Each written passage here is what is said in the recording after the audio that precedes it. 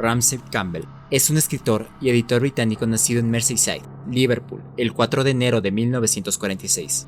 Es considerado uno de los mayores exponentes del género de terror del siglo XX. Sus primeras historias, aunque situados en lugares hipotéticos de Gran Bretaña, a instancias de su editor, y no en Estados Unidos, eran claramente Lovecraftianas, tendencia que fue abandonando en posteriores relatos y novelas. Dentro del terror ha publicado tanto novelas y cuentos realistas como otros en los que aparecen elementos fantásticos en la trama. Todo ello con un estilo muy particular y cuidado que le ha hecho merecedor de buenas críticas.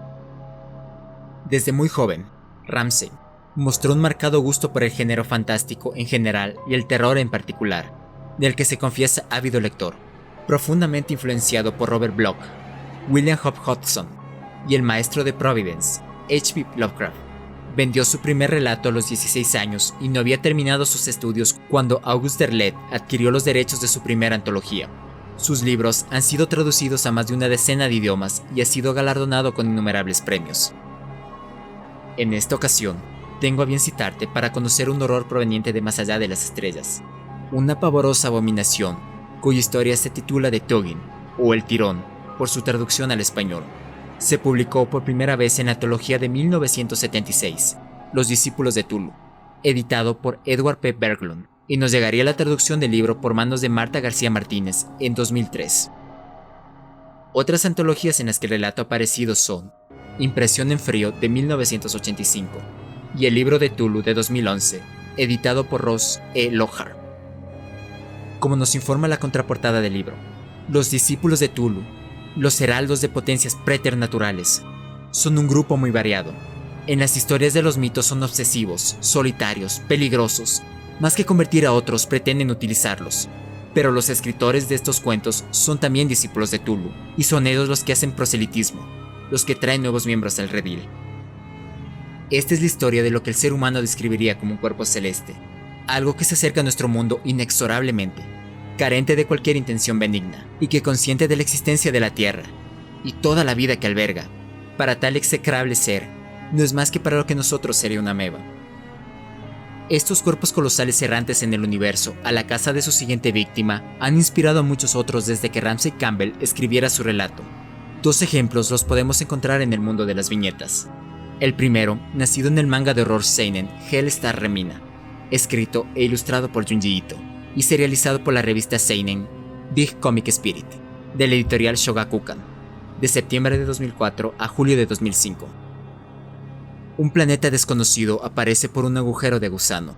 Su descubridor, el profesor Oguro, le pone el nombre de su única hija, Remina. Este descubrimiento recibe los máximos elogios y ella se hace famosa de la noche a la mañana. Pero, el planeta Remina provoca la desaparición de los demás planetas, uno tras otro, y la Tierra también corre peligro de ser devorada. El siguiente a citar sería Ego, el planeta viviente, un supervillano del universo Marvel Comics. El personaje apareció por primera vez en Thor número 132, de septiembre de 1966, y fue creado por el escritor Stan Lee y el artista Jack Kirby. Me gustaría decirte de todo corazón que estos pesadillescos escenarios se quedan encerrados dentro del mundo de la ficción, pero no es así. Este universo que habitamos es más aterrador de lo que pensábamos. Podría citarte lo que han vaticinado los científicos del Centro de Astrofísica Harvard-Smithsonian. Una madre destinada a devorar a su creación. La estrella distante es Kepler 56, y los dos planetas hermanos sentenciados a muerte son Kepler 56b y Kepler 56c. La extinción de los hermanos está prevista para dentro de 130 a 155 millones de años, un periodo astronómico bastante breve, según los expertos, cuando su madre, a punto de fallecer, aumente su tamaño convirtiéndose en una gigante roja y los asimila en el proceso. ¿Estrellas que se comen a los planetas que los orbitan? Así es. Un estudio publicado por Nature Astronomy revela cómo los sistemas de una única estrella y los sistemas binarios con estrellas similares a nuestro Sol acaban tragándose a uno o varios de sus planetas. El estudio revela que hay una probabilidad entre el 20 y el 35% de que este tipo de sistemas se hayan comido alguno de sus planetas, y cuál es la posibilidad de que alguno de ellos haya albergado vida. Ya lo dijo Lovecraft en su momento. Los seres humanos tendemos a sobreestimar nuestra importancia en el universo e ignorar lo arbitrario de la existencia, Corremos desesperadamente hacia el borde del abismo para escapar del vacío metafísico que amenaza con devorar nuestra cordura, olvidando que los gritos y pataleos solo sirven para alertar a seres más viejos que el tiempo, horrores carentes de moral para quienes no somos más que un experimento, que por falta de interés olvidaron en un rincón oscuro de la vastedad del universo, en un lapso de tiempo infinito en el cual no representamos ni un parpadeo. Como lo diría Robert Bloch, ¿por qué personificamos al tiempo? ¿Será porque tenemos que admitir que nuestras vidas están medidas por una fuerza abstracta que ignora y tampoco le importa nada lo referente a nuestra entrada en la existencia y nuestra partida en la muerte? El tiempo era algo misterioso y, al darle un rostro y unas manos, intentamos convertirlo en nuestro servidor. En un escenario como el que nos presenta Ramsey Campbell o el propio Junji Ito, solo resta reconocer que nuestro peor error fue llamar la atención de seres que van más allá de lo que nuestros sentidos puedan reconocer. Nuestro pecado mortal fue aspirar a comprender el propósito de nuestra existencia, que todo lo que conocemos no es más que un mero espejismo capaz de ser hecho y deshecho a voluntad de seres apáticos, y que esto es tan válido que no solo Lovecraft y los discípulos de Cthulhu lo intentaron plasmar en sus escritos, sino que lo encontramos dentro de obras literarias más recientes como las del escritor Liu Cixin, por su trilogía bautizada por el nombre de su primer libro, El problema de los tres cuerpos, en donde sus personajes, buscando respuestas y una sabiduría mayor que la suya, obtienen como único resultado el anunciar su existencia a una civilización que ve en ellos nada más que meros recursos potencialmente explotables. Ahora, y sin más dilación, fijemos nuestra vista en las estrellas en una noche de cielos despejados, y roguemos que en ningún otro lugar del universo algo más esté viendo en dirección nuestra.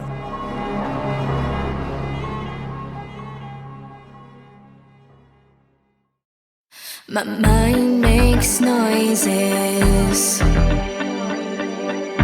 too much.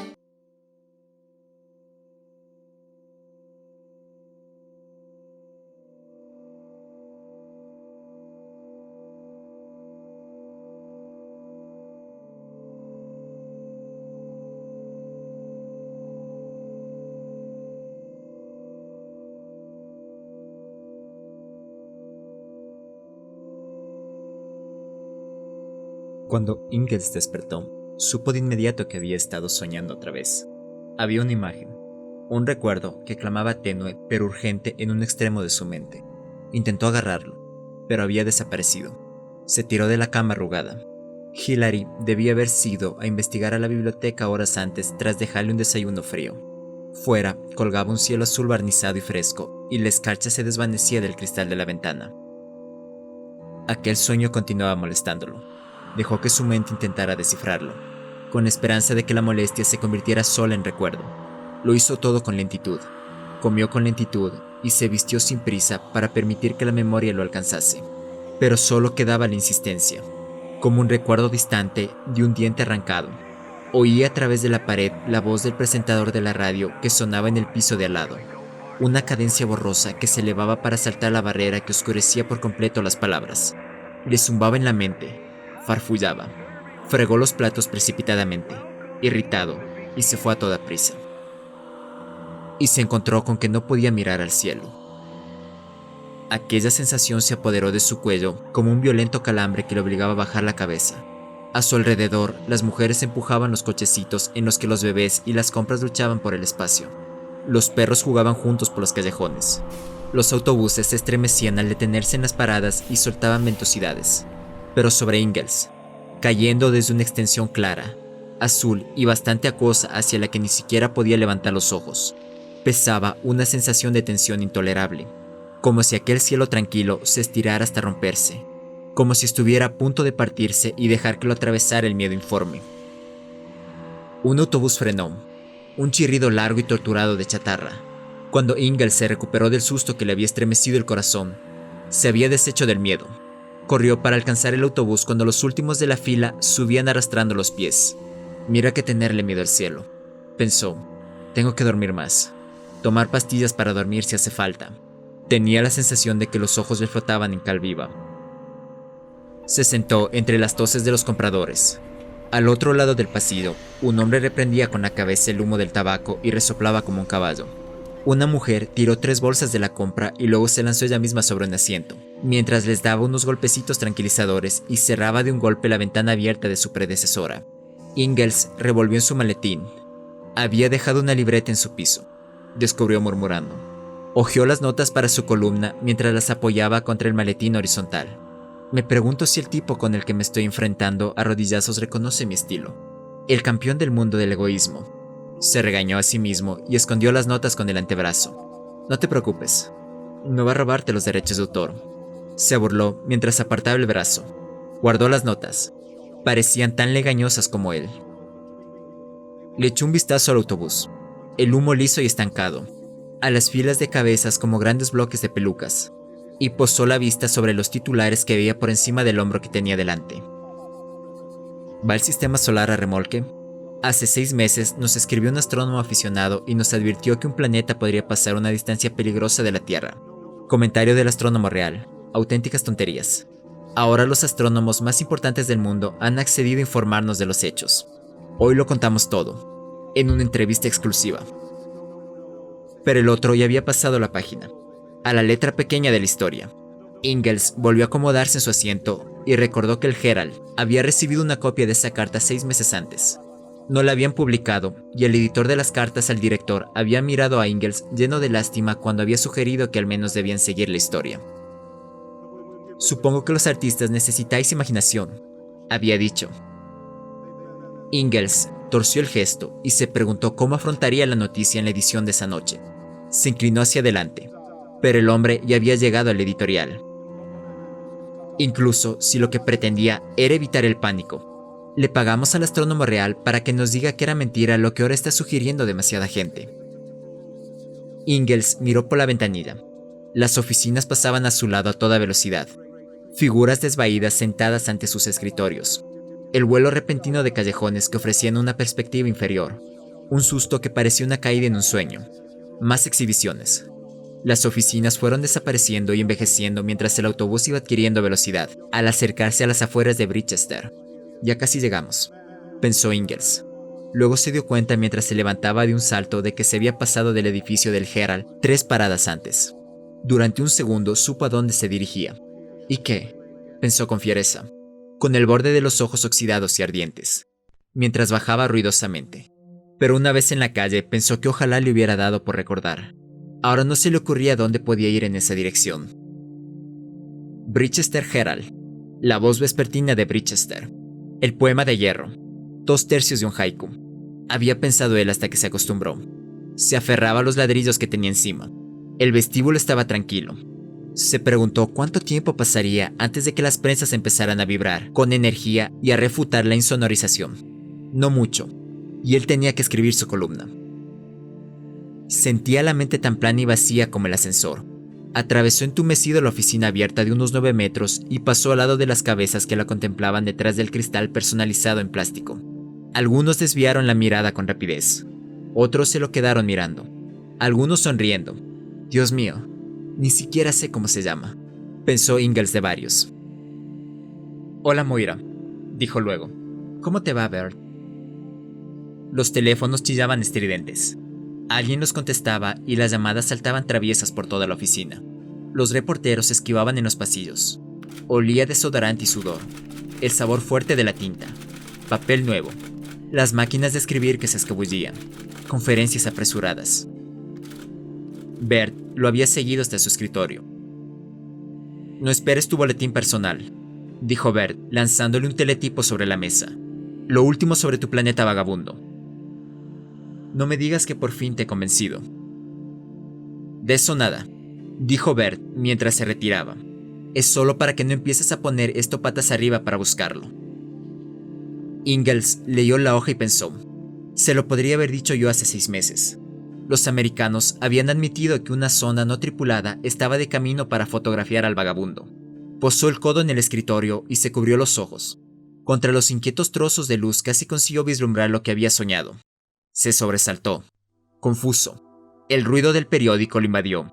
Ya basta, pensó, mientras empezaba a clasificar sus notas. Escribió la crítica de televisión, una buena obra de Birmingham. ¿Cuándo vamos a ver un estudio en Brichester? Y se lo pasó a Bert. Entonces manoseó sin concentrarse la acumulación diaria de trabajo que tenía sobre su mesa. Tengo que ir a ver a los viejos esta semana. Quizá alivie un poco la tensión. Le dio la vuelta un sobre marrón. Una entrada de prensa. Unas letras elaboradas y bonitas. Muestra de pintura asociativa. El nuevo primitivismo y surrealismo. ¡Ah! Pensó. Y lo que sea que se les diga a los surrealistas. Pase privado esta tarde, es decir, ahora. Mañana te traigo una crítica sobre el arte local, le dijo a Bert mientras le mostraba la entrada y salía. Una vez fuera del edificio, su mente osciló como una brújula dislocada. El cielo pareció otra vez un cristal frágil, a punto de romperse, y cuando se movió para deshacerse de aquella obsesión, sintió el impulso de ir a las afueras de Brichester. Una mujer se sobresaltó a su lado cuando gruñó al obligarse a detenerse. Disculpe, le ofreció desde lejos. Hay algo que hay en esa dirección. No es la muestra a la que me han invitado, pero allí debe haber algo. Quizás fui allí de joven. Le echaré un vistazo cuando pueda, antes de ir sonámbulo. Aunque pudo haber tomado un autobús para ir al Bajo Brichester, donde estaba la exhibición, prefirió caminar. Quizá me aclare la cabeza, si no me coloca primero el olor a gasolina. Ahora el cielo era tenue y azul. Nada más. Se colgó el maletín. Nunca había oído hablar de estos artistas. Quién sabe, quizás sean buenos. Llevaba meses sin pasar por el Bajo Brichester y se quedó sorprendido ante todo aquel abandono. Los perros escarbaban ruidosos en los escaparates excavados. Una farola arrancada yacía en una calle. La tierra revuelta estaba esparcida por los colchones desentrañados. Las entrañas revoloteaban débilmente. Pasó casas que tenían una ventana cegada con ladrillo, la siguiente abierta y diáfana y cubierta por una cortina marchita. Examinó la entrada de la muestra. Lo creas o no, voy por el buen camino. Muy pronto había calles enteras abandonadas. No quedaba nada más que Ingalls, las casas abiertas y las aceras irregulares. El cielo discreto, solo sus pisadas. Las prisas de la ciudad se habían atenuado, aquietado.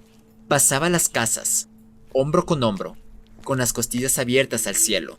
Las fachadas de ladrillo rojo revelaban la confusión de paredes derruidas y escaleras.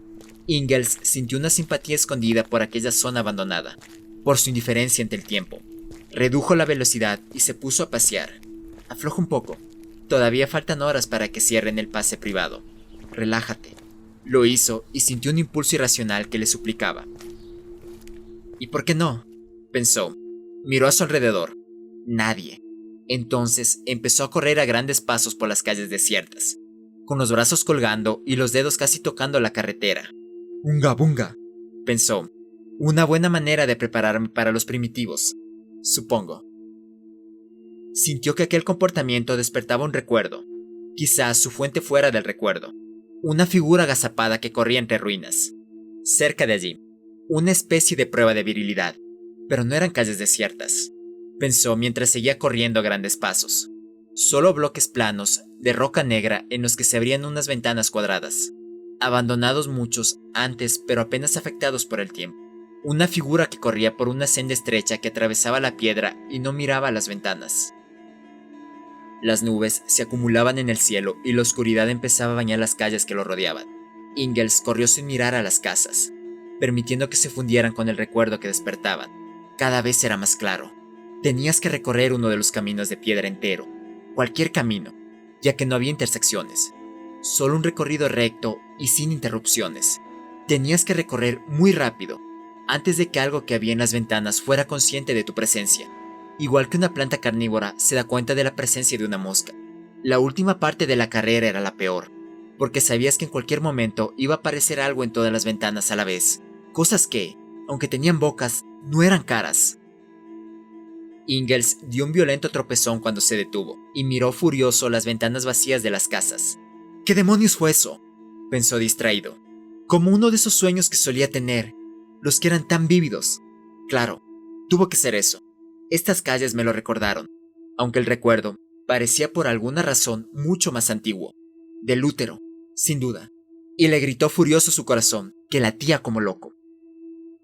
Cuando llegó a la exhibición, pasó a su lado sin verla. Al volver, miró la dirección que traía a la entrada. Dios mío, es esto. Se habían unido dos casas adosadas, deslucidas pero habitadas. En la fachada de una, en unas letras que le habían parecido un graffiti, estaban las palabras: Laboratorio de Arte Bajo de Brichester. Recordó que, cuando se había inaugurado el año anterior. Las invitaciones a la inauguración habían llegado 2 días después. El proyecto que había descrito tras una apresurada entrevista telefónica no se parecía en nada a aquello. O bueno, pensó y entró. En el vestíbulo, al lado de la recepción, habían 2 payasos que se arrastraban con varios niños a la espalda. Una niña corrió tras el escritorio de recepción y levantó la vista hacia Ingalls. ¿Sabes dónde está la exhibición? En tu culo, dijo ella con una risita tonta. En el primer piso, dijo uno de los payasos. Ingalls se dio cuenta en ese momento de que era un poeta local disfrazado, que luego persiguió a los niños, hasta la sala de juegos llena de juguetes inflables. El primer piso era un laberinto de particiones de contrachapado con armazones de metal. En las particiones colgaban pinturas y dibujos. Cuando Ingalls entró, media decena de personas convergieron hacia él. Todos los artistas excepto uno, que estaba intentando volver a encender un cono refractario de incienso. Sintiéndose superado en número, Ingalls pensó que ojalá hubiera llegado al laberinto. Acaba de irse el tío de Radio Bridgester, dijo uno. ¿Va a hablar con todos, como él?, preguntó otro. ¿Le gusta el arte moderno? ¿Quiere un café? Ahora déjalo en paz, dijo Annabel Pringle, a la que Ingalls reconoció por la foto que traía la cubierta del catálogo. Nunca habían exhibido antes, ¿sabe? No se les puede culpar. Es decir, toda esta muestra es idea mía, pero el entusiasmo es suyo. Bueno, puedo explicarle los principios mientras recorre la sala, si quiere, o puede leerlos en el catálogo. Esto último, gracias. Ingalls se apresuró a entrar en el laberinto y abrió el catálogo mecanografiado. Un bebé con una trompeta, que era el 2, sin título. El 3 era un hombre que estaba tirando su nariz a una papelera, y sin título. 4, sin título. 5, 6, 7. Bueno, sus cuadros no dejaban de ser mejores que su prosa, pensó Ingalls. El incienso se desenroscaba delante de él. Un niño que jugaba medio sumergido en un lago. Una ciudad ennegrecida con matices verdes que le daban espalda al mar. Un sombrero de copa con alas que planeaba sobre una selva. De repente, Ingalls se detuvo y volvió a la pintura anterior. Estaba seguro de que ya la había visto antes. 22. Atlántida. Pero no era como ninguna de las imágenes de la Atlántida que había visto. La técnica era cruda y bastante vulgar. Era obvio que era uno de los primitivos. Sin embargo, Ingalls se dio cuenta de que despertaba imágenes enterradas en su interior. Aquellas losas inclinadas de roca parecían enormes. El mar sobresalía de sus superficies como si acabara de salir triunfante. Ingalls se acercó más y se asomó a la oscuridad que había en el interior de una losa de roca, más allá de lo que podría ser una puerta abierta. Si estuviera el perfil de una cara pálida que levanta la mirada sin rasgos del interior de la roca, su propietario debe ser inmenso. Si lo viera, pensó Ingalls al retirarse. Pero, ¿por qué tenía la sensación de que tendría que haberla? Tras ver el resto de la exhibición a toda prisa, intentó preguntar por ese cuadro, pero Annabel Pringle lo atajó. ¿Entiende a lo que nos referimos al hablar de pintura asociativa?, exigió. Permítame explicárselo. Seleccionamos una idea inicial de forma aleatoria. ¿Qué?, dijo Ingalls garabateando. Basándonos en el azar, utilizando el I Ching como John Cage, el compositor americano. Él originó.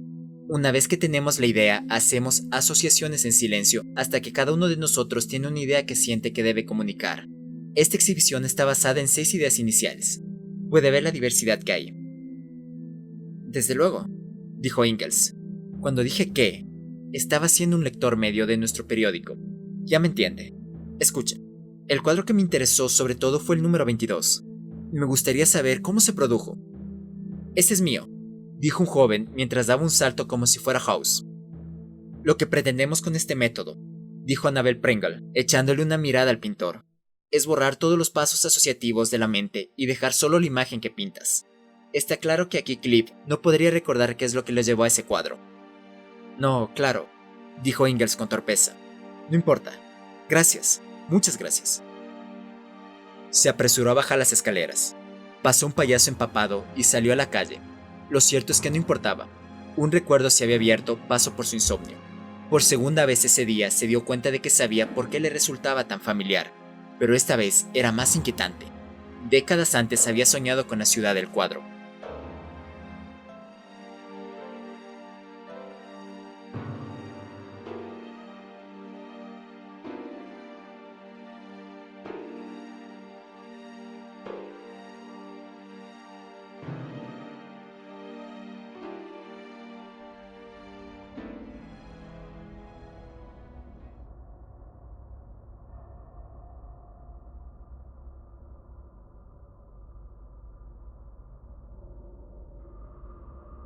Ingalls apagó la televisión.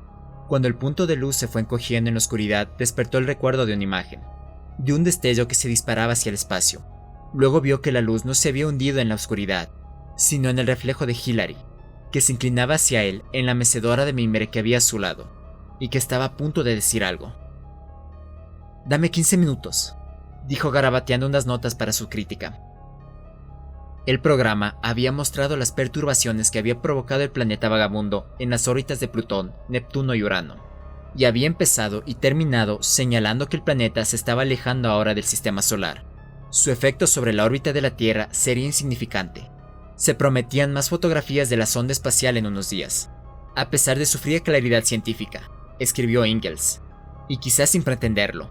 El programa conseguía comunicar su presagio, una sensación de intrusión e interferencia en nuestros cielos tan familiares.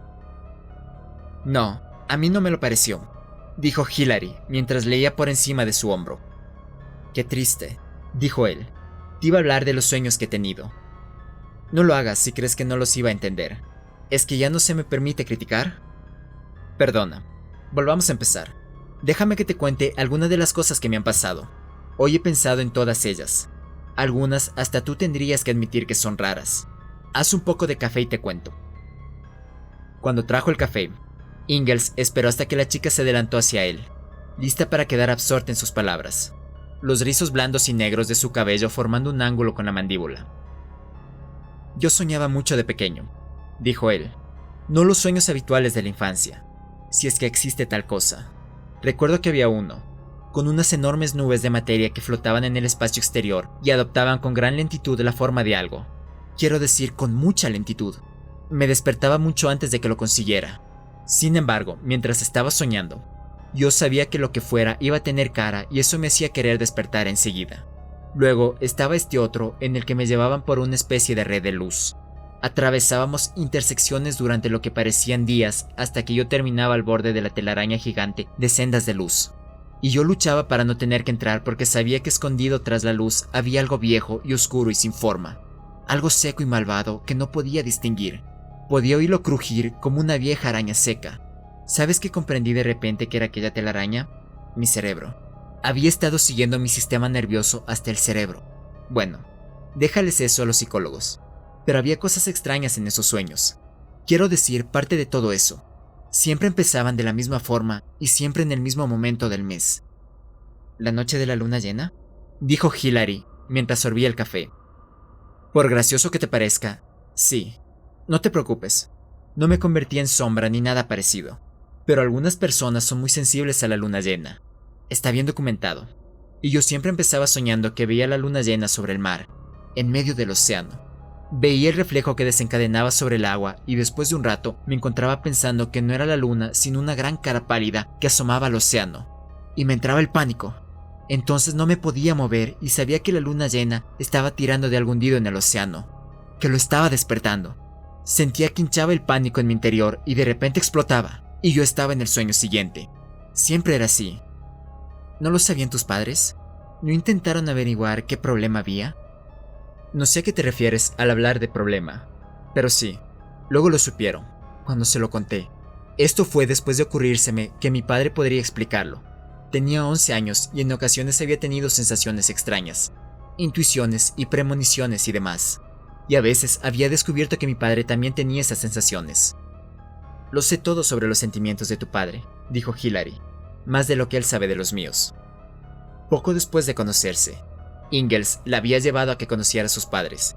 Hilary había tenido la sensación de que el padre había sido demasiado estirado y educado con ella, y cuando interrogó a Ingalls, este terminó admitiendo que su padre había pensado que no era la persona adecuada para él, que no lo entendía. ¿Ibas a dejar que te contara lo de mis sueños?, dijo él. Le conté a mi padre mi sueño del mar y supe que había algo que no me decía. Mi madre tuvo que obligarlo a que me lo contara. La actitud de mi madre hacia todo aquel asunto fue bastante parecida a la que habrías tenido tú. Pero le dije a mi padre que ya estaba bien, que me lo tendría que decir en algún momento. Así que me contó que en ocasiones había compartido los sueños de su padre, sin que ninguno supiera por qué. Y habían tenido varios de mis sueños cuando era pequeño hasta una noche, a mediados de la década de los 20, a principios de 1925, creo que dijo. Entonces soñó que había surgido una ciudad del mar. Después de eso nunca lo volví a soñar otra vez. Bueno, quizá oír aquello fue una especie de liberación para mí, porque la siguiente vez yo también soñé con la ciudad. ¿Soñaste con una ciudad?, dijo Hilary. Con la misma. Se lo conté a la mañana siguiente. Detalles que no me había contado, que eran los mismos en los sueños de los dos. Yo estaba contemplando el mar, en el mismo lugar que siempre. No me preguntes cómo sabía que siempre era el mismo, pero lo sabía. En un momento determinado contemplaba la luna sobre el agua y luego vi que temblaba. Al momento siguiente surgió una isla del océano con un rugido como el de una catarata. Más alto que eso. Más alto que cualquier cosa que haya oído despierto. Hasta sentía que me estallaban los oídos.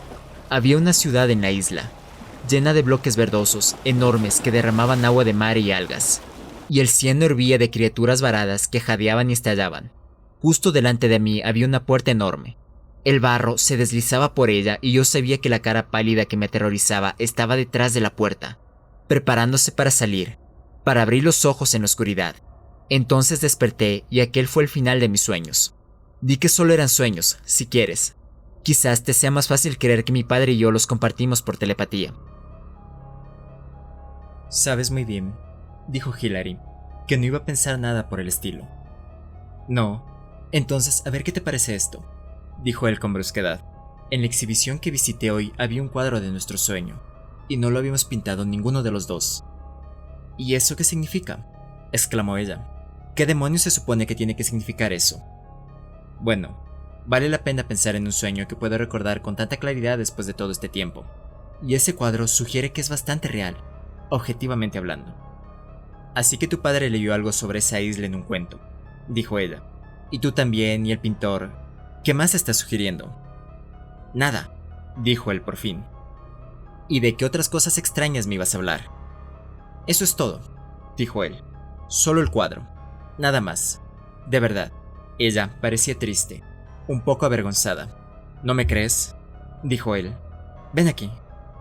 Cuando la alfombra de pelo de oveja se unió a sus caricias, ella dijo: no tengo que tener poderes paranormales para saber lo que quieres, ¿verdad? No, respondió él sondeándole la oreja con la lengua, preparándola. Hilary lo condujo por el piso apagando los plexos a su paso como si arrastrara un carrito de la compra.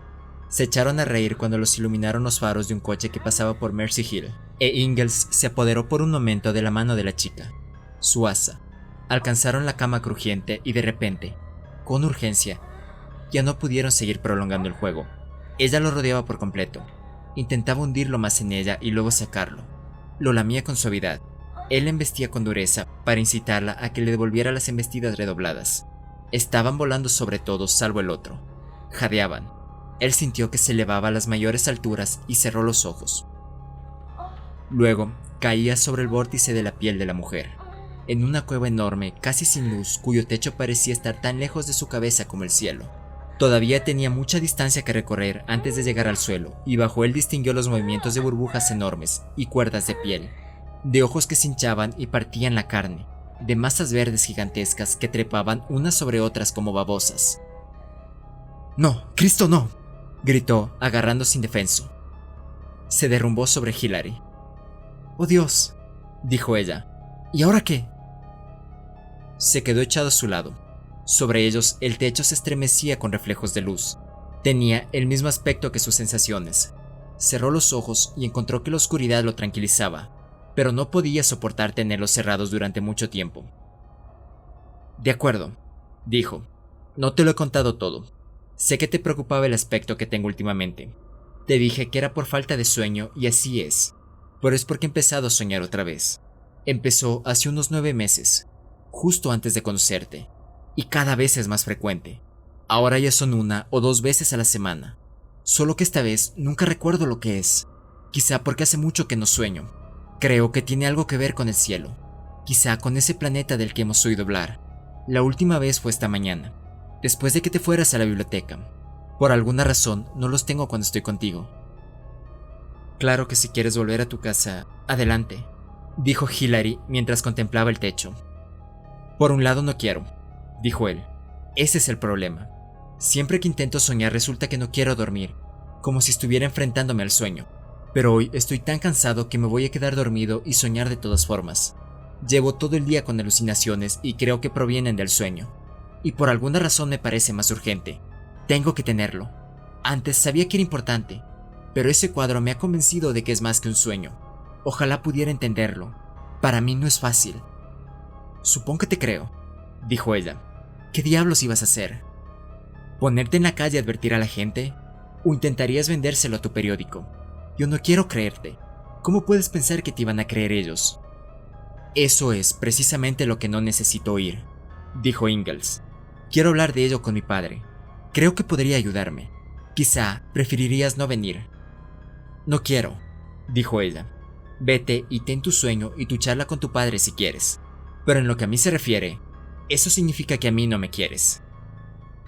Ingalls fue caminando hacia su piso, un poco más arriba de Mercy Hill.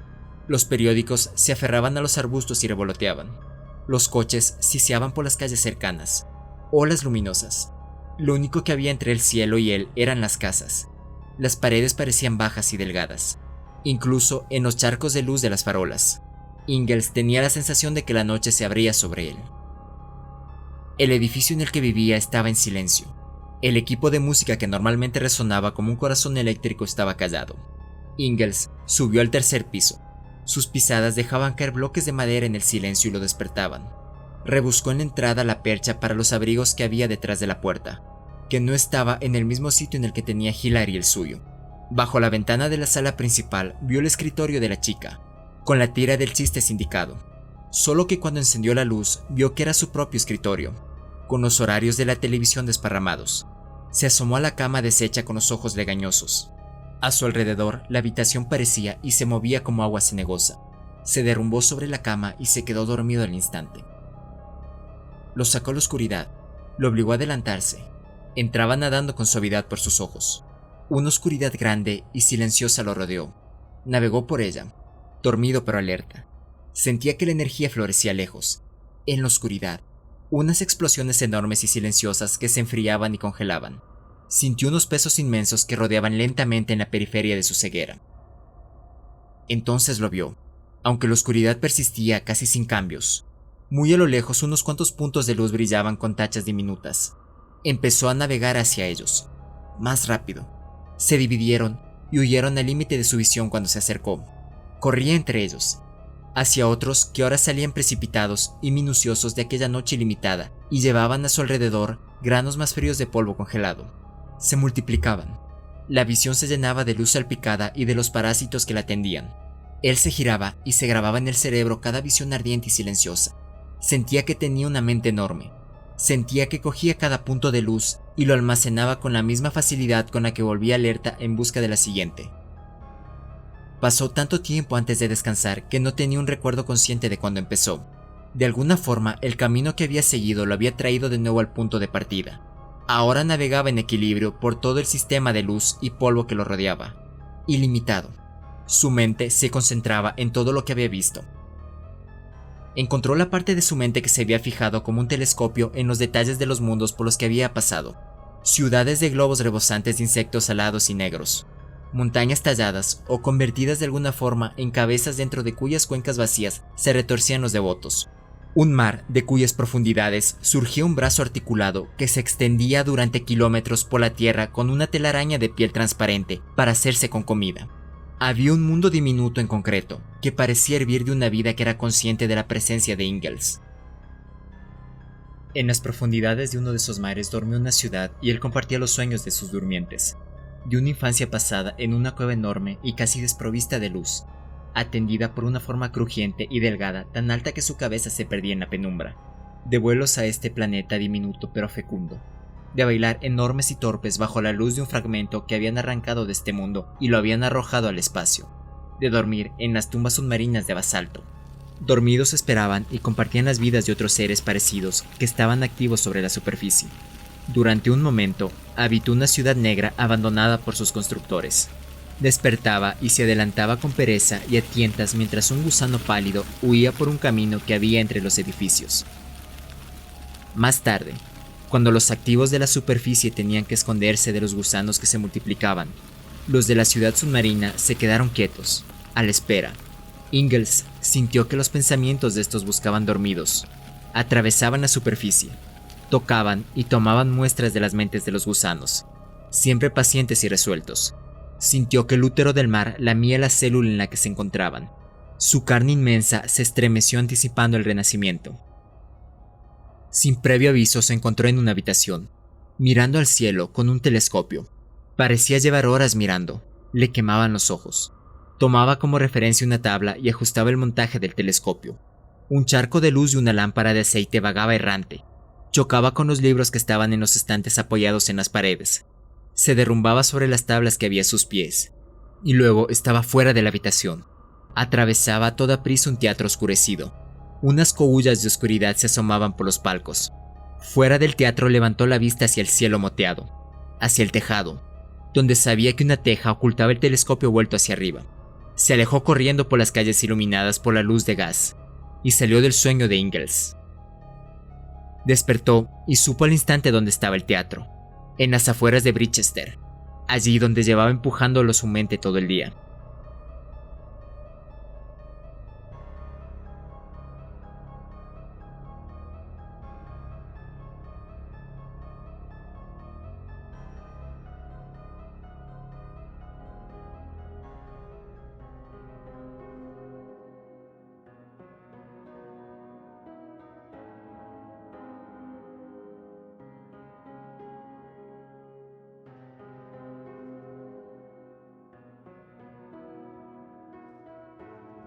Se levantó al amanecer. Se sentía purgado y fresco. Se duchó, se afeitó, se vistió y se hizo el desayuno, con un estado anímico tan alegre al preámbulo de su sueño que ya no parecía importar. Ya se explicaba la inclinación que sentía hacia las afueras de Brichester. El resto le parecía algo externo, quizá algo elaboradamente simbólico. Sabía que Hillary consideraba que esos sueños eran síntomas de una perturbación mental, y quizás tenía razón. Quizá, pensó, todos ellos significaban que el teatro estaba intentando metérseme en la cabeza. Mucho jaleo para eso, pero así son los sueños. Sobre todo cuando tienen que abrirse camino a la fuerza. Sin duda, estoy impaciente por ver lo que significa para mí ese teatro. Cuando salió el amanecer lo atrapó como si no se hubiera podido deshacer de sus sueños.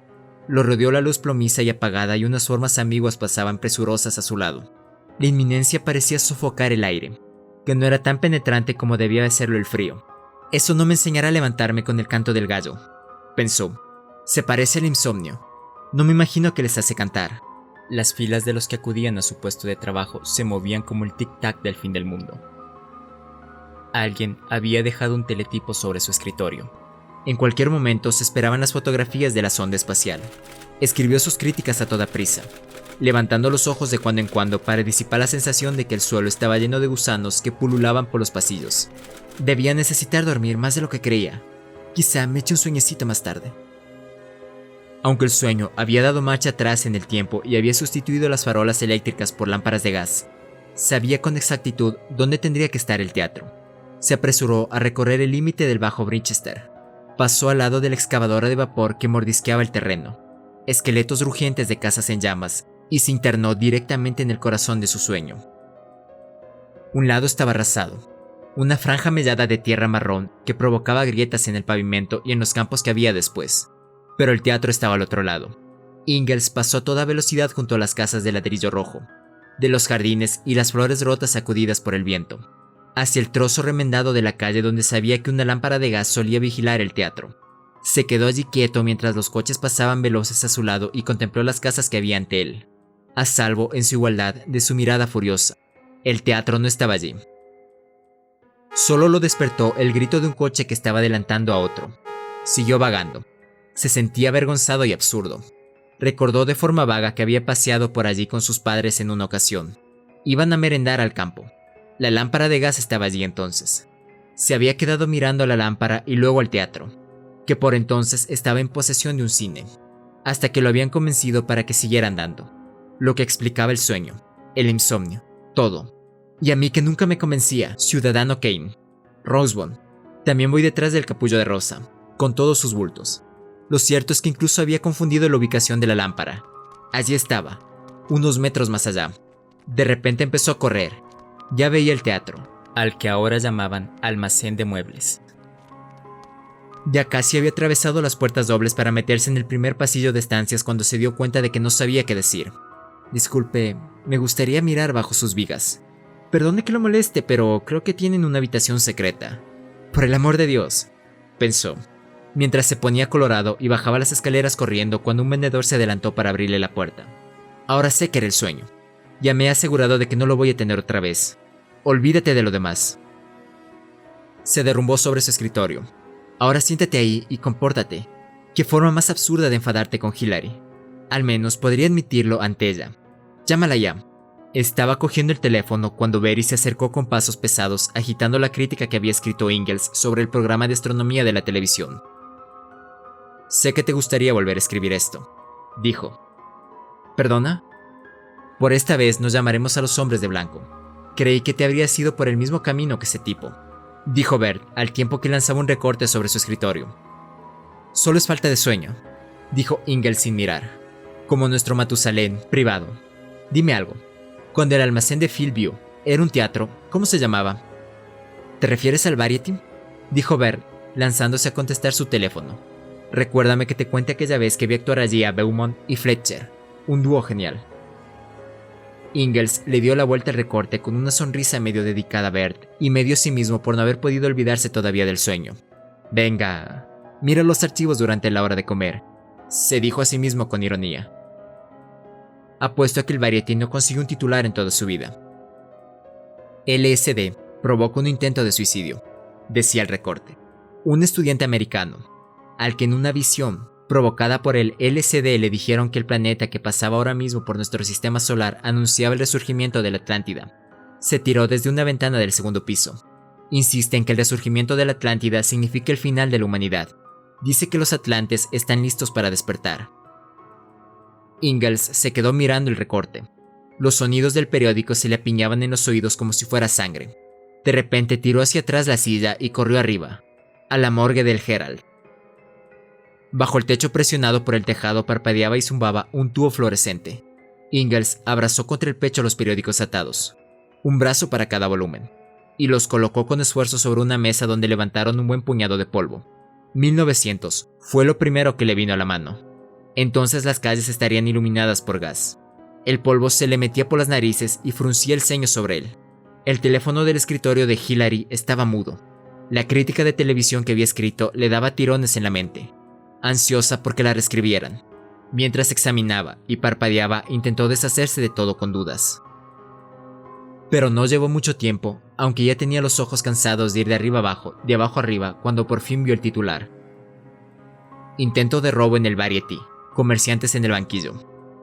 Francis Waring, un pañero que desempeña su oficio en Brinchester.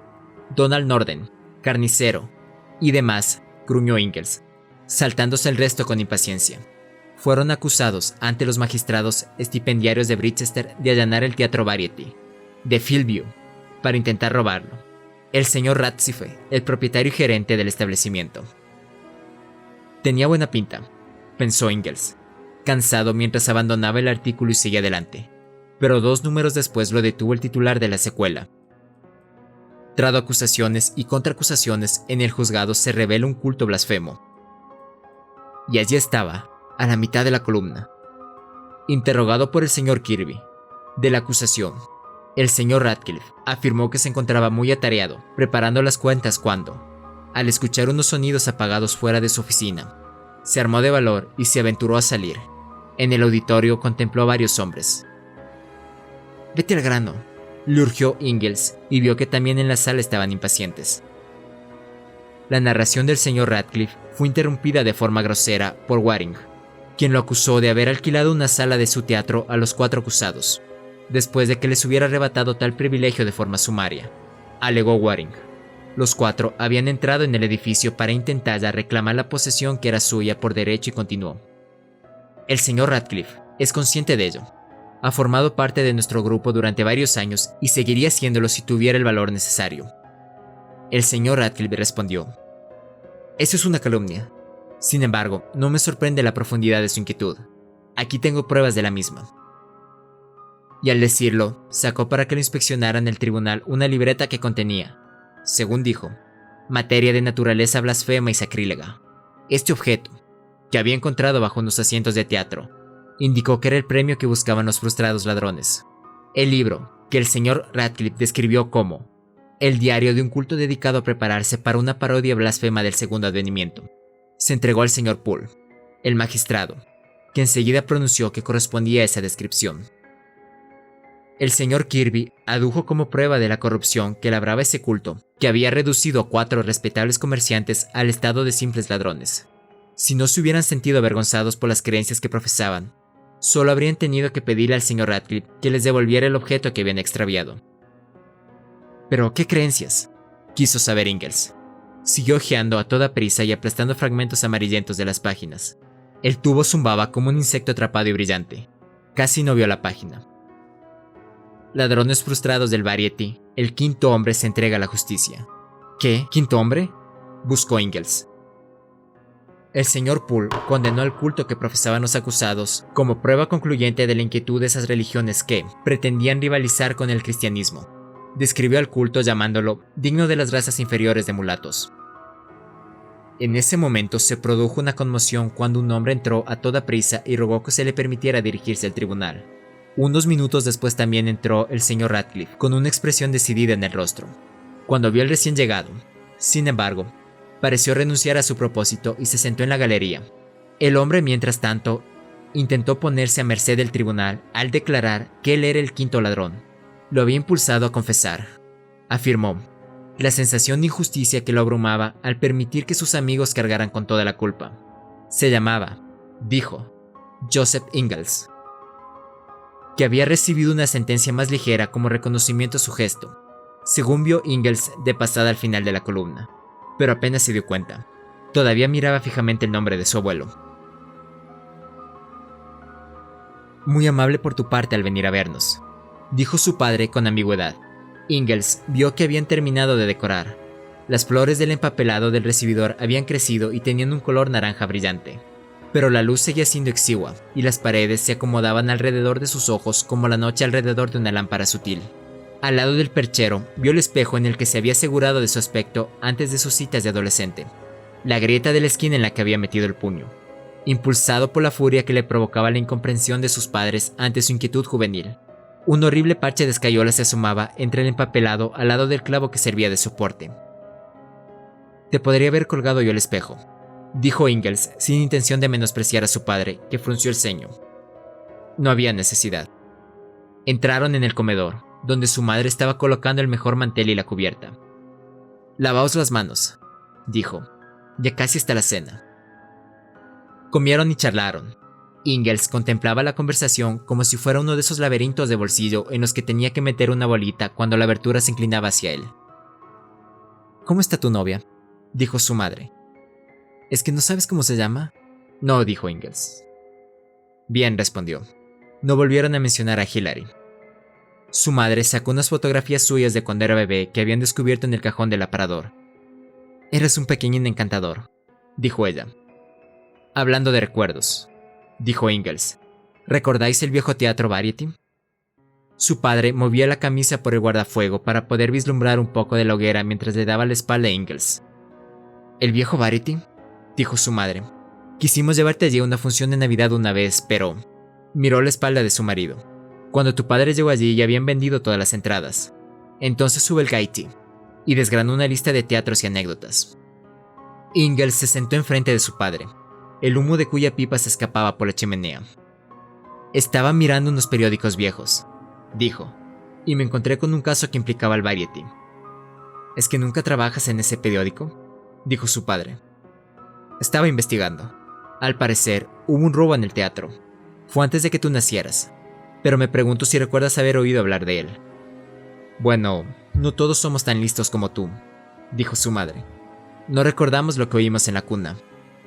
Ingalls se echó a reír mientras se ponía tenso. La apertura se estaba alejando de él. Podrías haber oído hablar de ello cuando eras mayor, le dijo a su padre. Tu padre estuvo implicado.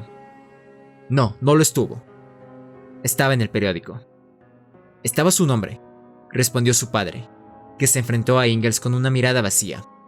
Era otro hombre. A tu abuelo le llevó años borrar todo eso. Los periódicos no querían publicar una disculpa ni decir que no era él. ¿Y te preguntas por qué no queríamos que trabajaras para un periódico? No querías ser un tendedero decente. Dejaste que nuestra tienda saliera de la familia y ahora estás aquí, hurgando unas viejas mentiras y basura. ¿Esto es lo que elegiste hacer con tu vida? No quería ofender a nadie, dijo Ingalls conteniéndose, pero era un caso interesante. Eso es todo, y voy a seguirlo mañana, en el teatro. Si vas allí vas a seguir revolcando nuestro nombre por el polvo. No te molestes en volver aquí. Espera un momento, dijo Ingalls. Si tu padre no estaba implicado, no puedes estar hablando en serio. Dios mío, exclamó mientras lo inundaba un recuerdo. ¿Sabes algo? Me hablaste de ella una vez. Cuando yo era pequeño. Acababa de empezar a soñar y me lo contaste para que no me asustara, para demostrarme que tú también tenías esos sueños. Estabas en una habitación con un telescopio, esperando para ver algo. Me lo contaste porque yo también lo había soñado. Es la segunda vez que he tenido ese sueño. Es la sala del Variety. Tiene que serlo. No sé a qué te refieres, dijo su padre. Nunca soñé eso. Me dijiste que sí. Debo haberlo dicho para tranquilizarte. Venga, di que no debería haberte mentido, pues debió de ser por tu bien. Había despojado sus ojos de toda expresión que no fuera una mirada fija e imperturbable. Ingalls lo contempló y supo enseguida que había algo más detrás de aquel vacío que una simple mentira sobre su infancia. «Has estado soñando otra vez», dijo. «Has estado teniendo el sueño que yo tuve anoche. Sé que sí, y creo que sabes lo que significa». La mirada fija de su padre cambió de forma casi imperceptible y luego volvió reforzada. «¿Qué sabes tú?», dijo su padre. «Vives en la misma ciudad que nosotros y nos visitas una vez a la semana, como mucho. Y sin embargo, ¿sabes que he estado soñando? A veces me pregunto si sabes siquiera que estamos aquí». «Lo sé y lo siento», dijo Ingalls. «Pero esos sueños, solías tenerlos. Los que compartíamos, ¿recuerdas?» «Lo compartíamos todo cuando eras pequeño. Pero eso se terminó», dijo su padre. «Sueños y demás». «No tiene nada que ver con eso», gritó Ingalls. «Todavía tienes esa habilidad. Sé que has tenido esos sueños. Lleva meses en tus ojos». Dejó de hablar mientras intentaba recordar si era verdad. Luego se volvió hacia su madre y le rogó. «¿No he estado soñando?» «¿Qué sé yo sobre eso?», dijo ella. «No tiene nada que ver conmigo». Estaba recogiendo la mesa bajo la luz frágil y reaccionada que había detrás del fuego, y no los miraba a ninguno de los dos. De repente, Ingalls la vio como nunca la había visto hasta entonces, perpleja por los sueños y las intuiciones de su marido, aún más excluida del vínculo incomprensible e inquietante que había entre su marido y su hijo. En ese instante, Ingalls supo porque había tenido siempre la sensación de que su madre se alegraba de verlo irse de casa. Solo entonces podía empezar a reclamar la atención de su marido. Recogió el abrigo del recibidor y miró hacia el comedor. No se habían movido. Su padre seguía con la vista clavada en el fuego y su madre a la mesa. «Hasta luego», dijo, pero el único sonido era el que hacía el fuego cuando se desmenuzaba y abría las ascuas rosadas.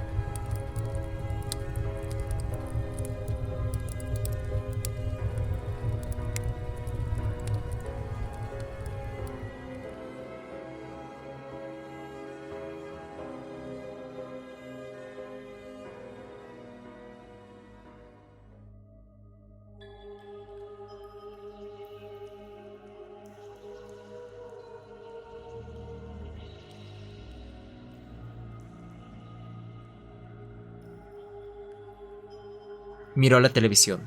Movimiento de luz y colores. Formas que se constituían, fuera. El cielo atrajo su mirada. Estirado y tirante.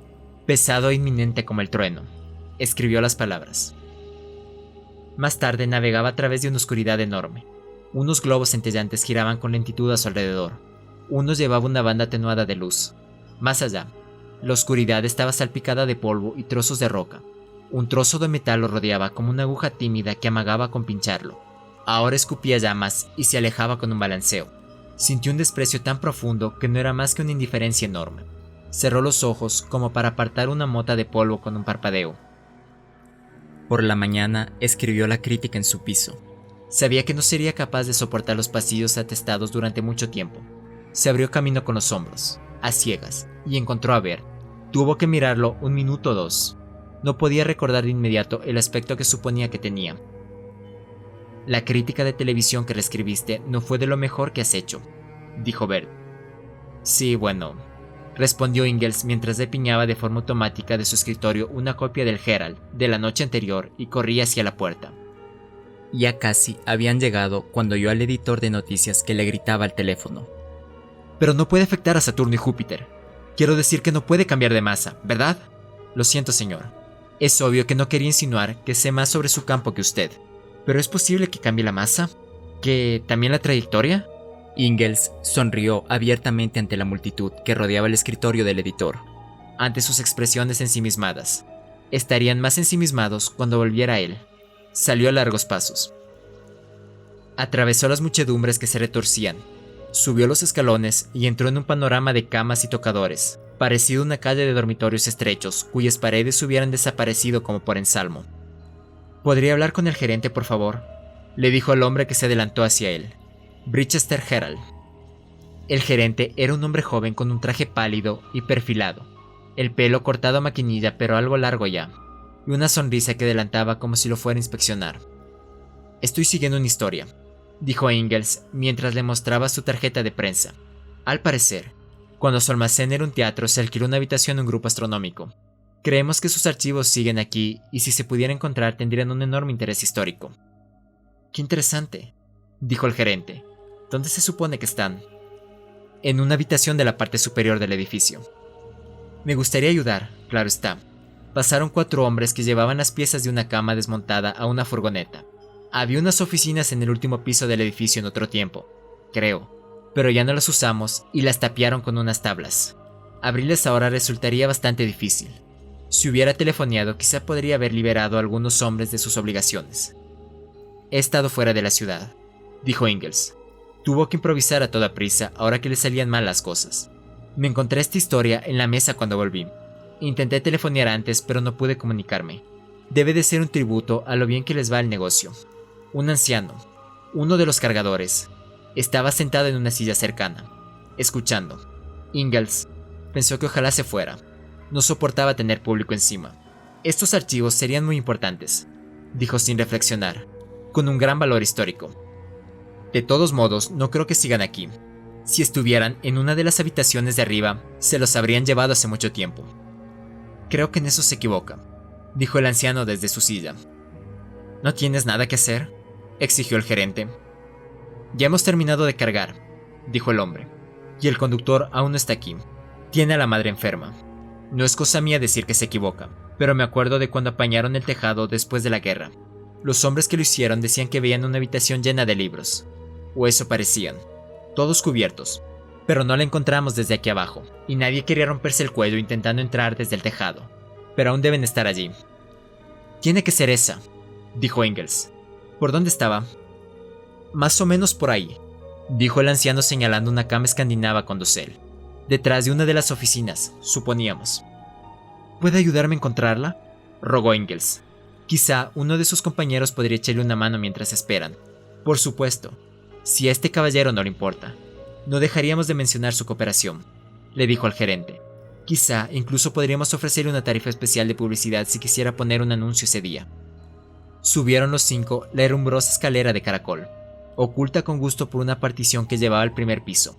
El gerente, todavía con el ceño fruncido, había dejado a uno de los cargadores esperando al conductor.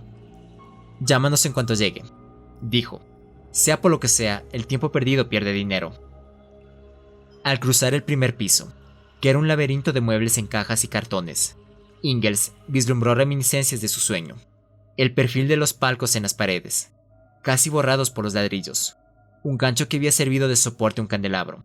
Todos ellos parecían sobresalir de lo mundano para hacerle señas. La escalera continuaba subiendo cada vez más mohosa. Iré yo primero, dijo el gerente tras coger las linternas que había traído de uno de los cargadores. No queremos accidentes. Y sus piernas se levantaron como una cola a través de una trampilla. Lo oyeron dando patadas, comprobando el suelo. De acuerdo, llamó, e Ingalls asomó la cabeza a través del polvo en suspensión de un pasillo de tablas desnudas. ¿Dijiste aquí?, le preguntó el gerente al anciano mientras señalaba a unos listones que formaban una pared. Eso es, dijo el anciano, que ya arrancaba los clavos con el martillo ayudado por sus compañeros. Una puerta se asomó, apagada, detrás. Ingalls sintió que una sonrisa le deformaba la cara, pero se controló. Espera hasta que se vayan. En cuanto abrieron con una palanca la puerta de la oficina, echó a correr. Una habitación verde y sombría. Un escritorio en ruinas, entre cuyas tripas astilladas se acomodaba una máquina de escribir cubierta de polvo. Me temo que es lo que yo pensaba, dijo el gerente. No hay forma de entrar. No puede esperar que derribemos un muro. Como es obvio, no sin consultarlo antes con mucha gente. Pero tiene que haber una entrada, dijo Ingalls, detrás de este otro muro. La deben de haber sellado antes de que ustedes compraran el edificio. Seguro que podemos buscarla. No tendrán que hacerlo, dijo el anciano. Estaba dándole patadas a la pared más cercana de la supuesta ubicación de la habitación. La escayola se desmenuzaba por una grieta y luego oyeron que se movió un ladrillo. Eso pensé, dijo luego. Esto lo hizo la guerra. Sacudió el edificio. Las tablas estaban bien, pero el cemento está deshecho. Dio otra patada y luego sacó el pie de un tirón. Había desencajado 2 ladrillos y de inmediato se derrumbó parte de la pared, que dejó una apertura de 1,20 m. Ya está bien, dijo el gerente. Ingalls se había agachado y se asomaba por la brecha llena de polvo. Tablas desnudas, vigas y tejas arriba. Lo que debían ser estanterías adornadas con telas alrededor de las paredes. Algo en el centro de la habitación totalmente cubierto por un armazón del que colgaba un material pesado, quizá terciopelo. El polvo le trepaba por la cara caliente, que le cosquilleaba como si tuviera fiebre. Si el muro se iba a derrumbar de todas maneras, es mucho mejor que estuviera usted aquí cuando ocurrió, le dijo al gerente. Ahora ya está hecho y estoy seguro de que no tendrá objeciones a que le eche un vistazo. Si resulto herido, le prometo que no reclamaré nada. Firmaré una renuncia si quiere. Creo que será lo mejor, dijo el gerente, y esperó mientras Ingalls luchaba con el maletín, el Herald del día anterior, un bolígrafo y una hoja de libreta, y se frotaba las cejas donde el polvo y el sudor se habían convertido en un goteo de barro para luego frotarse los dedos temblorosos para limpiarlos. Los hombres habían trepado por la pila de ladrillos y estaban levantando el armazón aterciopelado. Debajo había un telescopio reflector de más de 30 centímetros de largo montado sobre un pie alto y robusto. Uno de los hombres se inclinó sobre el visor y tocó el foco. «No», gritó Ingalls. «El ajuste puede tener una importancia extraordinaria», explicó mientras intentaba reírse. El gerente lo miraba con intención.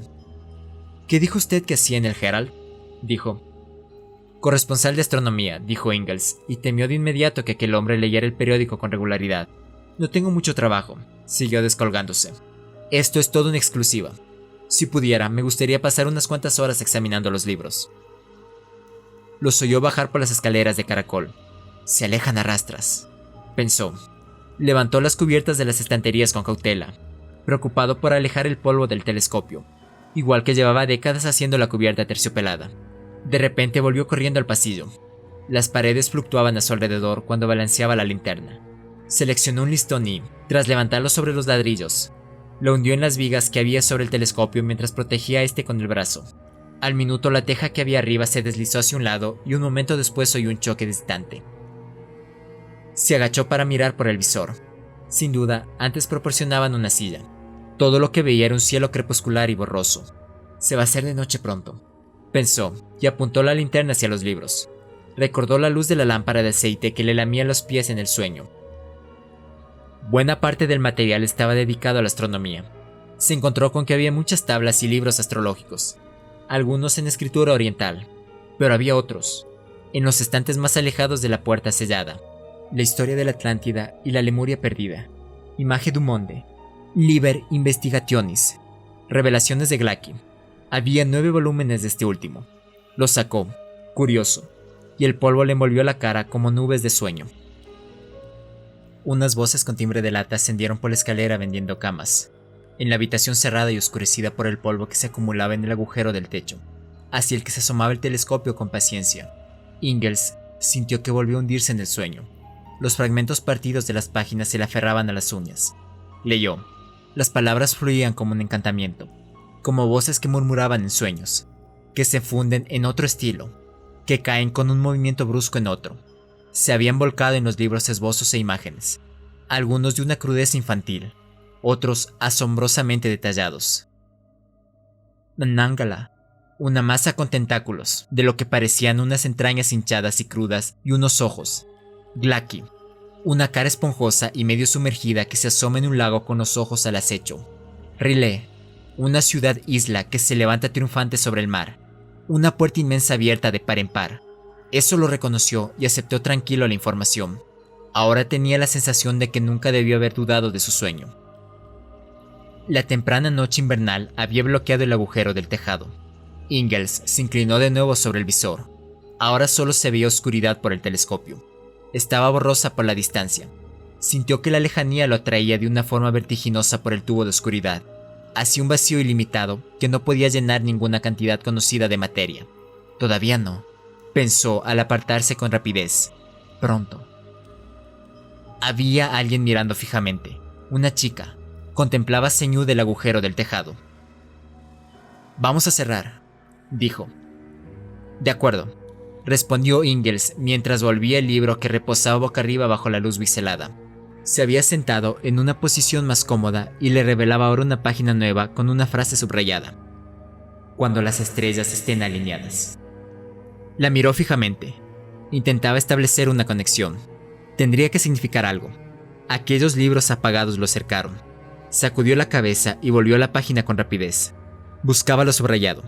Aquí estaba. Se repetía en el siguiente volumen. No, se aumentaba. «Cuando las estrellas estén alineadas otra vez». Lanzó una mirada penetrante a la brecha insistente de la noche que había sobre él. «Un minuto», gruñó. Aquí había todo un párrafo subrayado. «Aunque el universo finja una semblanza de veleidad, su alma siempre ha sabido quiénes son sus amos. El sueño de sus amos no es más que el ciclo más largo de toda vida, pues igual que el verano hace vano el desafío y el olvido del invierno, así apartarán el desafío y el olvido del hombre, y de aquellos que han asumido el mando, los amos recién despertados, cuando estos tiempos de hibernación terminen, y el tiempo del despertar se acerque. El universo mismo enviará al heraldo y hacedor, Grodd, que obligará a alinearse a las estrellas y los mundos, que levantará a los amos dormidos de sus guaridas y tumbas hundidas, que levantará las propias tumbas, que atenderá a esos mundos en los que los devotos creen haber tornado el mando, que dominará esos mundos hasta que todos reconozcan su presunción y se inclinen ante él». Grodd, pensó Ingalls, mientras contemplaba la brecha del tejado. Incluso tenía nombre para esto, a pesar del lenguaje supersticioso. Tampoco es que sea tan sorprendente, pensó. El hombre solía ver las cometas así. Esto es lo mismo, un presagio que se convierte casi en un dios. ¿Pero un presagio de qué?, pensó de repente. ¿Qué se supone que iba a pasar exactamente cuando las estrellas estuvieran alineadas otra vez? Se arrodilló en el suelo y hojeó nervioso los libros. No había más subrayados. Volvió a toda prisa al telescopio. Los muslos le dieron una punzada cuando se agachó de nuevo. Algo había entrado en el campo de visión. En el borde exterior del planeta vagabundo que entraba poco a poco en el objetivo del telescopio. Al llegar quedaba borroso. En ocasiones su imagen se agudizaba y quedaba centrada durante un momento. Ingalls tuvo la sensación de que el vacío intentaba atraparlo a ráfagas repentinas y débiles. Ahora el planeta no era más que una mancha rojiza que se extendía. Cogió el foco y lo alteró un poco. «Ya estamos cerrando», dijo el gerente tras él. «Es solo un momento», dijo Ingalls. Sentía que cada vez enfocaba mejor y mejor. «Estamos esperando por cerrar las puertas», insistió el gerente, «y me temo que tengo prisa». «Un momento», gritó Ingalls, arrancándose del visor para mirarlo furioso. Cuando el hombre se fue, Ingalls apagó la linterna. Ahora no veía nada salvo la brecha apagada y diminuta del tejado. Dejó que los ojos se le acomodaran a la habitación. Por fin distinguió el telescopio levantado e inmóvil. Llegó él a tientas y se agachó. En cuanto tocó el visor, la noche penetró a toda prisa por el telescopio y lo atrapó. Navegaba por el vacío. Sin embargo, estaba inmóvil, y todo se movía con él. A través de aquel inmenso silencio oyó el timbre de un teléfono que alguien descolgaba y una voz que decía: «Póngame con el editor jefe del Herald, por favor», en la parte posterior del vacío. Podía oír a los gusanos pálidos que chirriaban como latas. Allí atrás, recordó el modo en que se movían, blandos, sin caparazón, ante él. Suspendido en la oscuridad y enfrentándose a él estaba Grodd. Era rojo como el óxido, sin rasgos salvo por unas protuberancias bulbosas que parecían colinas. Solo que estaba claro que no eran colinas si podía verlas a tanta distancia. Debían ser inmensas. Un globo oxidado cubierto de bultos. Entonces, ¿eso era todo? Pero eso no explicaba por qué todo su ser se sentía magnetizado por lo que veía. Parecía colgar pesado, como si le comunicara una sensación atronadora de inminencia. de poder, pero eso solo era que no estaba familiarizado con ello, pensó Ingalls, mientras luchaba contra la sensación del espacio infinito. Nada más que la sensación de intrusión. Después de todo, solo es un planeta. El dolor le quemaba los muslos. Solo un globo rojo lleno de verrugas. Y entonces se movió. Ingalls estaba intentando recordar cómo se movía el cuerpo para apartarse del visor. Estaba lanzando todo el peso contra el montaje del telescopio para barrer lo que veía. Estaba emborronándose. Eso era. Aunque era un día frío y sin viento, los movimientos del aire debían hacer que la imagen quedara borrosa. La superficie de un planeta no se mueve. Solo es un planeta. La superficie de un planeta no se agrieta. No se desenrosca así. No se levanta durante miles de kilómetros para que puedas ver lo que hay debajo. Pálido y reluciente. Cuando intentó gritar, el aire vibró en sus pulmones como si el espacio hubiera hecho explotar un vacío en su interior. Había tropezado con los ladrillos. Se había caído agónicamente por las escaleras. Había apartado al gerente de un golpe con el hombro y estaba en el edificio del Herald antes de saber que era allí donde pretendía ir. No podía hablar. Solo emitía aquel alarido cuando aspiraba aire. Tiró el maletín y el periódico de la noche anterior sobre el escritorio y se quedó allí sentado, agarrado a sí mismo y temblando. La sala ya parecía revolucionada antes de su llegada, pero se arremolinaban a su alrededor y le preguntaban con impaciencia qué pasaba. Pero él solo miraba fijamente el titular del periódico de la noche anterior. La actividad de la superficie del planeta vagabundo. Más aparente que real, dicen los científicos. Fotografías del planeta provenientes de la sonda espacial. Una mostraba una zona que parecía un gran mar reluciente, pálido y redondo. La grabación del siguiente circuito solo mostraba montañas y planicies de rocas. ¿No lo ves?, le gritaba Ingalls a Bert entre la masa de caras. Cerró el ojo cuando nos vio venir. Hillary vino enseguida cuando la telefonearon y se llevó a Ingalls a su piso, pero no quería dormir. Se reía del médico y de los tranquilizantes, aunque se tragaba las tabletas con indiferencia. Hillary desenchufó la televisión. Salía lo menos posible. No compraba periódicos. Tiraba sin abrir los ejemplares que le correspondían. Le hablaba mientras trabajaba. Lo acariciaba para tranquilizarlo. Dormía con él. Ninguno de los dos sintió que la Tierra empezaba a cambiar.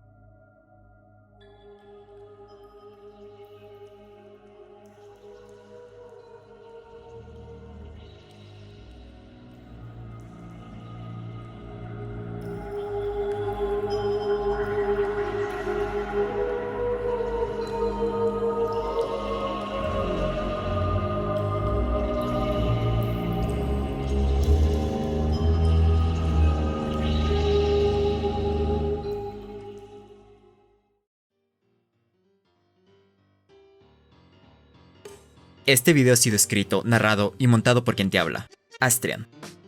Eres libre de dejar un like, suscribirte, comentar o compartir. Si estos momentos conmigo te entretuvieron o te dieron algo que pensar, la meta ha sido alcanzada y me siento muy satisfecho. Por último, te dejo mis redes por si quieres pasarte a saludar y unas cuantas sugerencias más. Hasta la siguiente vez que nos encontremos, adiós.